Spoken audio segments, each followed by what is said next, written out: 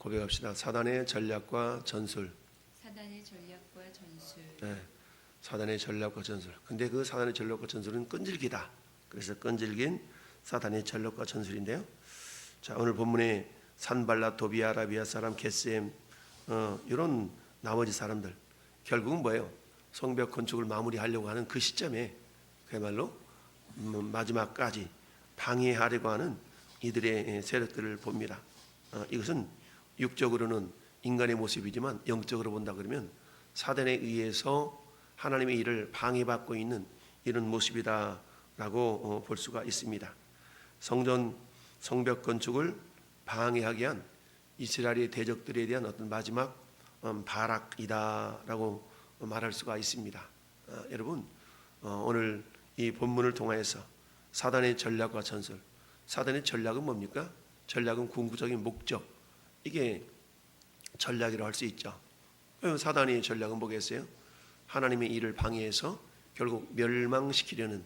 그래서 요한복음 10장 10절에 도둑이 오는 것은, 영적인 도둑, 마귀 사탄이죠. 도둑이 오는 것은 죽이고 도둑질하고 죽이고 멸망시키려는 것 뿐이요 라고 그랬죠.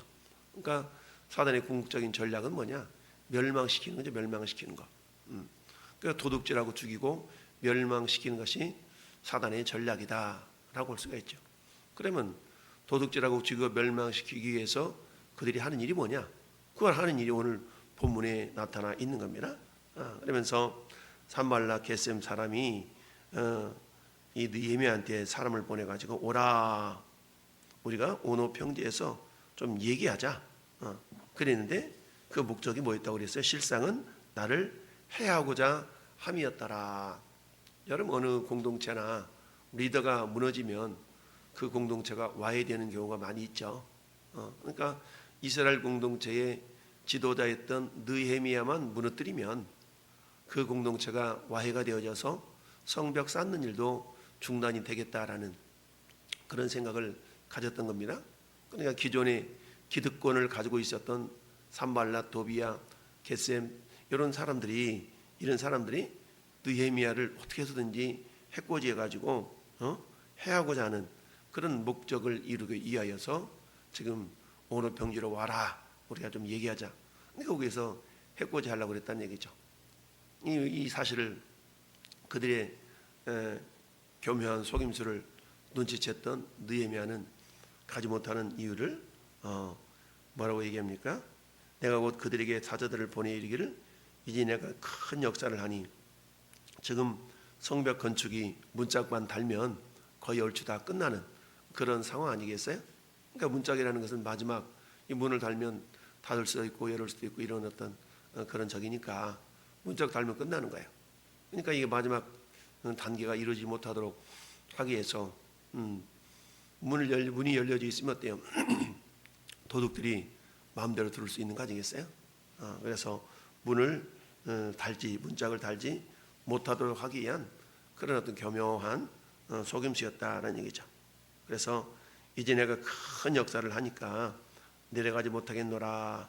어찌하여 역사를 중지하게 하고 너희에게로 내려가겠느냐. 그러니까 중요한 일이 있는데 중요한 일을 멈추고 너희한테로 갈 수가 없다 라고 지금 이야기하고 있는 겁니다. 그랬는데 이런 일을 네 번이나 이같이 네게 사람을 보내되, 네 번이나 보냈어요. 한 번도 아니고 두 번도 아니고 세 번도 아니고 네 번씩이나 막 이렇게 사람을 보냈다는 것은 뭐예요? 그만큼 적들 편에 있어서는 이게 그들에게는 중요하게 여겨진 그런 어떤 느헤미야를 넘어뜨릴 수 있는 마지막 기회다라고 생각했기 때문에 아주 끈질기게 이렇게 하고 있는 것이죠. 그와 반면에 느헤미야 역시 그들의 꼬임수를 알았기 때문에 가지 아니하고 계속적으로 동일한 대답을 하였던 겁니다. 이처럼 사단의 전략은 그야말로 이스라엘 공동체를 무너뜨리는 거였는데 이를 위하여서 전술적인 면으로 지도자를 넘어뜨리기 위한 그런 작전을 펴고 있는 겁니다. 근데 그것도 한두 번 찔러보는 것이 아니라 계속해서 반복적으로 찔러보고 있다는 얘기죠. 이것은 오늘날도 마찬가지입니다. 특별히 교회 공동체 속에서 우리 지도자급에 속해 있는 목사나 또는 직분자들을 이렇게 사단은 끊임없이 틈만 보면 근신하라 깨어라 너희 대적 마귀가 우는 사자와 같이 돌아다니며 삼킬 자를 찾나니라 그랬죠. 사단은 지금도 우는 사자처럼 돌아다니며 삼킬 자를 찾고 있죠. 그런데 만약에 깨어있지 않는다면 사단에 의해서 먹이가 되고 말 것이다. 사단은 어떤 자가 사단의 먹이가 될 수 있다고 그랬어요? 두려워하는 자, 염려하는 자, 근심하는 자, 불신하는 자, 이런 자들이 사단의 먹이가 될 수가 있다. 그러면 사단의 전술 가운데 한 가지는 또한 뭐냐? 5절 말씀 보니까 이제 네 번째 해서 안 되니까 다섯 번째는 사람한테 편지를 하나 보냈어요. 그런데 봉하지 않는 편지였는데 그 편지에는 뭐하고 있냐? 모함하고 있는 내용이 담겨져 있죠. 모함하고 있습니다. 그 모함의 내용은 뭡니까? 네가 지금 이 성벽 쌓는 일을 하는 이유가 왕이 되려고 하는구나. 왕이 되려고 그러지. 그러면서 이 성벽을 건축하고 반역을 일으켜서 네가 그 땅에서 왕이 되려고 그러지. 라고 하면서 또 네가 선자를 세워서 예루살렘에서 너를 들어 선전하기를 유다에 왕이 있다 하게 하였으니 지금 이 말이 왕에게 들릴지라. 앞에 있는 왕은 느헤미야를 가르쳐 네가 왕 되려고 그러지 라는 말이고, 뒤에 있는 왕에게 라는 말은 지금 페르시아 왕 아닥사스다 왕을 말하고 있습니다. 그러니 너는 이제 오라 함께 의논하자. 그러니 이게 어찌 보면 빼도 박도 못한 그런 어떤 모함을 하고 있는 것과 마찬가지죠. 너가 지금 왕 되려고 하는 이 소식 이미 다 저 왕에게 알려졌어. 그러니까 빨리 나한테 와. 지금 이러고 있는 그런 심산이죠. 그랬는데 느헤미야는 이게 모략인 줄 알았기 때문에 8절에 내가 사람을 보내 그에게 이르기를 네가 말한 바 이런 일은 없는 일이요 네 마음에서 지어낸 것이다. 결국 사단의 특징 거짓이죠. 거짓말이죠. 거짓말. 사단은 거짓말을 잘합니다. 여러분 이단 사이비 중에 신땡땡 이것들은 뭐예요? 거짓말을 모략이라고 그러면서 아주 그 거짓말을 써 어떻게든지 우리 믿는 사람들 한 사람을 빼다가 마귀 자식 만드는 것이 저 신천 이단들의 특징 아니겠어요? 그런데 그 거짓말을 모략이라는 거야. 모략. 거짓말 쳐가지고 참 마찬가지 지금 산발라 도비야 이런 사람들이 거짓말 치고 있는 모습이 결국 뭡니까? 사단의 특징 아니겠어요? 너희는 너희 아비 마귀에게서 났으니 그는 처음부터 거짓말하는 자라 살인자라. 여러분 마귀는 처음부터 에덴 동산에서 아담과 하와를 속였던 자 아니에요? 뭘로 속였어요? 거짓말로 속였죠. 너희가 그거 먹으면 안 죽어. 하나님은 반드시 정령 죽으리라 그랬는데 사단은 어때요? 안 죽는다 라고 한 것이죠. 그러면 하나님은 죽는다고 그랬어요? 그런데 사단은 안 죽는데 그럼 둘 중에 한 사람은 거짓말장인 거 아니겠어요? 하나님은 거짓말을 쳤던 사단이 거짓말을 쳤던. 그런데 하나님은 거짓말을 하실 수가 없으니까 사단이 거짓말한 것임에도 불구하고 아담과 하와가 속아 넘어간 거 아니겠어요? 그러니까 에덴 동산에서 아담과 하와를 유혹했던 유혹의 전술, 그죠? 전략은 결국 하나님으로부터 멀어지게 하는 것이었고, 전술은 거짓말을 쳐서, 그리고 어때요? 안목의 정욕과 육신의 정욕과 이생의 자랑. 요한일서 2장 16절에 있는 말씀처럼 여러분 안목의 정욕, 눈에 보니까 정말 그럴싸해. 그래서 이것을 성경은 보암직하다라고 그랬죠. 그리고 먹음직도 해. 그리고 어때요? 지혜롭게 할 만큼 탐스럽기도 한지라. 안목의 정욕, 먹음직스러워. 먹었으면 좋겠다. 육신의 정욕이죠. 지혜롭게 할 만큼 탐스럽게 돼. 지혜롭게 할 만큼 탐스럽다. 이건 이생의 자랑. 야, 내가 지혜로워지면 하나님처럼 되겠지? 라는 이생의 자랑. 요 세 가지의 전술을 통하여서 사단은 지금도 많은 믿는 사람들을 미혹하고 있죠. 그리고 자잘한 거짓말을 치게 하고 두려움을 갖게 하고 이 모든 것들은 일종의 사단의 전술이라 말할 수 있습니다. 그 전술을 통해서 결국 뭐하도록?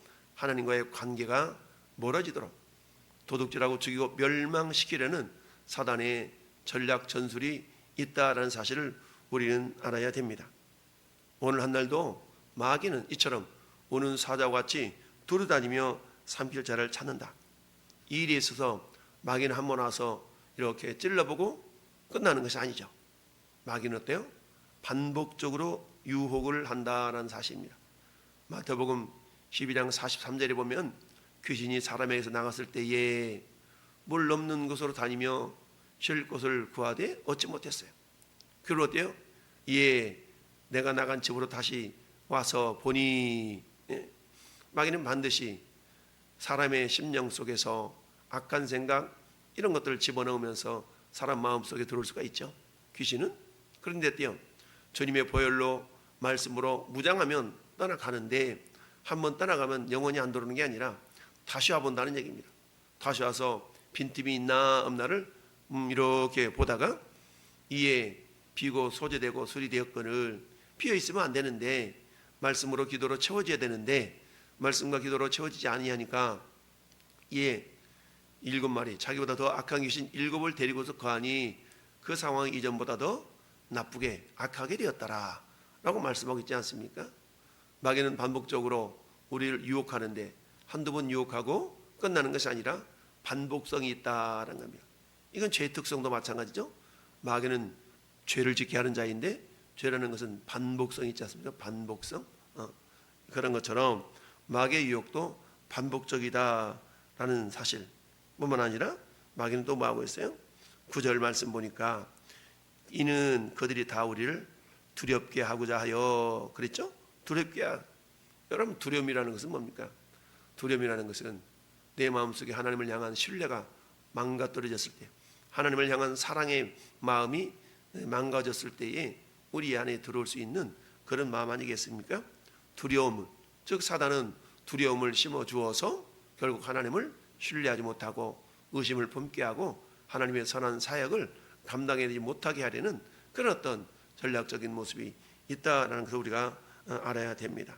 그렇습니다. 우리 삶 가운데 사단은 오늘도 쉬지 않고 멈추지 않고 오늘도 반복적으로 우리를 유혹한다는 사실을 기억하고 그러기 위해서 어때요? 사단은 우리의 약함, 우리의 연약함, 약점을 잘 알고 있습니다. 그렇다면 어떻게 됩니까? 우리는 그 약점을, 그 연약함을 우리는 말씀으로, 기도로, 보혈의 능력으로 우리는 보완할 수 있어야 되겠죠. 그래서 어떠한 사단의 시험이 온다 할지라도 우리는 근신하고 깨어서 저를 대적할 수 있어야 됩니다. 그럴 때 어때요? 그 사단을 이기고 우리 안에 평강, 샬롬이 도적질을 당하지 않을 수가 있다. 마귀는 도적질한다고 그랬잖아요. 평강을 도적질하고 하나님을 향한 믿음을 도적질하고 하나님을 향한 사랑을 도적질하고 교회 공동체 속에서 어떤 협력하고자 하는 그런 동역하고자 하는 마음을 도둑질해서 나 혼자만 나 홀로 이런 개인주의적인 그런 생각들을 품게 하려는 그런 어떤 교묘한 속임수가 있는 것을 우리는 알아야 됩니다. 따라서 이 교회 공동체를 유기적인 공동체, 사람의 몸에 비유를 하고 있죠. 몸에는 머리가 있고 목이 있고 몸통이 있고 온갖 가지 각 지체들이 있는 거 아니겠어요? 우리 지난 주일에 어떻습니까? 하나님의 전신갑주, 하나님의 전신갑주 7가지에 대해서 우리가 살펴보았습니다. 여러분 눈에 보이는 구원의 투구, 의의 흉배, 진리의 허리띠, 믿음의 방패, 성령의 검, 복음으로 예비한 신발 이런 6가지가 갖춰져 있다 할지라도 어때요? 이것이 제대로 작동되기 위해서는 뭐 해야 된다고 그랬어요? 기도해야 된다고 그랬죠. 기도하지 않으면 이 눈에 보이는 무기들이 제대로 작동될 수가 없다. 비록 성령의 검, 말씀이 있다 할지라도 그 말씀이 제대로 발휘되기 위해서는 역시 기도하지만 안 된다는 얘기죠. 그래서 말씀과 기도는 같이 가는 겁니다. 성경을 많이 읽는 것도 중요하지만 그만큼 기도로 뒷받침되지 않는다면 말씀의 능력이 나타날 수가 없는 겁니다. 왜냐하면 말씀은 영이기 때문에 그렇습니다. 그래서 영적인 것은 결국 예수님이 저 마태복음 17장에 베드로, 요한, 야고보와 함께 높은 산에 변화산에 올라가서 정말 하늘의 영광을 경험하고 내려보니까 산 밑에는 제자들이 다른 제자들이 귀신을 쫓아내달라는 그런 사람의 부탁을 듣고 있는데 귀신을 쫓아내지 못하고 있죠. 쩔쩔매고 있는 거예요. 그때 예수님이 쫓아내시는데 왜 우리는 어찌하여 귀신을 쫓아내지 못하였나이까? 그랬더니 주님의 대답이 뭡니까? 이는 너희가 이것은 말씀, 결국 기도와 금식 외에는 이런 유를 내어 쫓을 수가 없다. 이런 유가 나가지 않는다라고 그러죠. 그러니까 그 원인을 말씀, 결국 기도와 금식과 기도와 금식 외에는 나갈 수 없다라고 했어요. 여러분, 이 금식이라는 건 뭡니까? 금식이라는 것은 결국 이사야 58장에 보니까 금식이 무엇인가에 대해 잘 나타나 있어요. 결국 금식이라는 것은 이웃을 향한 사랑의 마음이거든요. 이웃을 향한 사랑의 마음이 있을 때에 내 생명을 내어줄 수가 있는 겁니다. 여러분, 내 생명이 내어준다는 얘기는 뭐예요? 내가 남아서 남에게 주는 것이 아니라 내 것을 내가 먹지 아니하고 남에게 줄 수 있을 정도. 이게 뭡니까? 이게 금식이죠. 그러니까 남을 향한 기도와 금식 외에는 이런 유가 나갈 수 없다. 즉 귀신을 쫓아낸 그것은 결국 뭐가 필요하다? 기도와 금식, 기도와 사랑이 필요하다는 얘기입니다. 따라서 이웃을 향해서는 사랑과 기도를 통해서 그들이 악한 마귀의 사단에 의해서 점령당하지 않도록 우리가 함께 중보할 수 있는 그런 중보의 모습이 있어야 되겠고, 자신을 향해서는 어때? 끊임없는 말씀으로 깨어서 기도와 말씀이 병행해 나갈 때에 말씀의 능력이 나타날 수 있다라는 사실이죠. 여러분, 시계와 7 아들들이 사도 바울을 흉내내서 귀신을 쫓아내려고 했을 때 어땠어요? 내가 바울도 알고 예수도 아는데 니네 누구야? 나가면서 오히려 더 곤란해졌던 그런 상황이 사도행전에 나오지 않습니까? 왜 그랬을까요? 지식은 있는데 기도가 없었던 것이죠. 그러나 사도 바울은 어때요? 말씀과 기도의 사람이었기 때문에 능히 귀신의 역사를 이겨낼 수 있었던 그런 모습을 우리가 돌아볼 수 있습니다. 오늘 한 날도 마귀는 끊임없이 우리의 믿음을 도적질해서 하나님으로부터 멀어지게 하려는 그런 수작이 있음을 기억하면서 오늘 철저하게 사단의 전략은 우리를 하나님으로부터 멀어지게 하는 것, 전설이 이를 위해서 육신의 정욕과 안목의 정욕과 이생의 자랑, 그 내용들은 세부적으로 반복적인 유혹과 거짓말과 두려움을 가져다 주는 것이기 때문에 오늘도 담대하게 주님의 말씀으로 기도로 무장해서 악한 마귀의 사단을 우리가 입고 있는 하나님의 전신갑주로 넉넉히 이겨내는 왕성의 성도가 될 수 있기를 예수님의 이름으로 축원합니다. 아멘.